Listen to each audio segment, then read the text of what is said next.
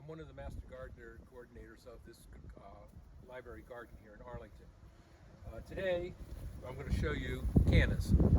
There are many different cannas out there in the marketplace. They grow almost anywhere.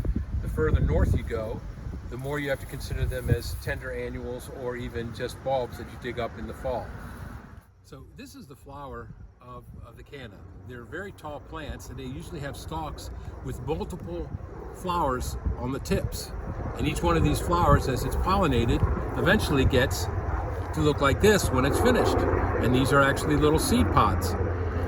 Now the flowers are different in all of them. Some of them are small and delicate, some of them are very large and showy. On this particular canna, it's not just the flower that we like, but it's also the foliage, which is a beautiful reddish tint. And then of course the seed pods, which are kind of a reddish, orange and yellow combination. Inside each one of these seed pods is one or two seeds. Actually more of a berry, about the size of a blueberry. Only they're going to be very pale, light green or even a vanilla color. Some people like to keep them up through the fall like this, and others like to clip off some of the older material that is no longer of value, like this. And this still keep this going. But at some point, when it gets too cold, you're going to end up losing the entire plant. So you can decide to keep this or cut it back and just use it as a foliage plant. And then at that point, you can just keep this going for another, well, it's now early October, so you have another 3 weeks or 4 weeks to go. But early November, we should start thinking about taking this out completely. It's now been almost 2 months since the earlier post. The cannas have had their first hard frost, and as you can see, they've had it. They did not survive the frost. So what you can do is, the bulbs are good, so we're going to take them out and store them for the winter. First thing we want to do is, what I prefer to do, is cut at least half of this off so you can see where you're going to be digging in a few minutes. So watch this.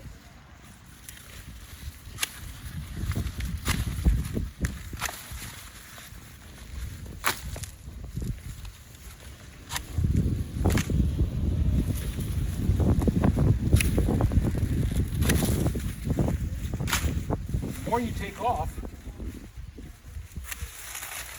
the easier it is for you to see what's going on down at the dirt, the root zone area. We've now cut these back between 15 inches and 2.5 feet in order to see what is going on at the ground level. Now that we've removed a lot of this top growth, it makes things a lot easier to see.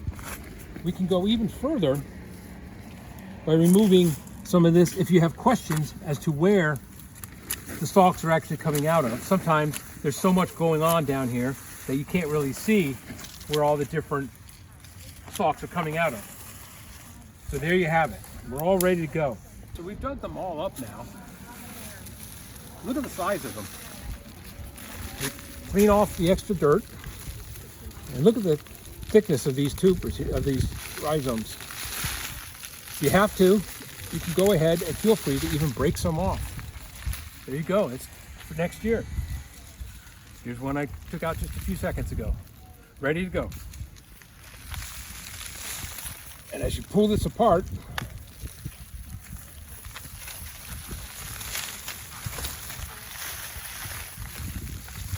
look at that, ready to go. The last thing I would recommend that you do before storing them for the winter is cut off the tip. And that's ready to go. And so now here we have a variety of tubers ready to go. All we need to do now is to make sure to clip off the tips and store these in a very cool but very dry location for the winter. And you're done. So next spring.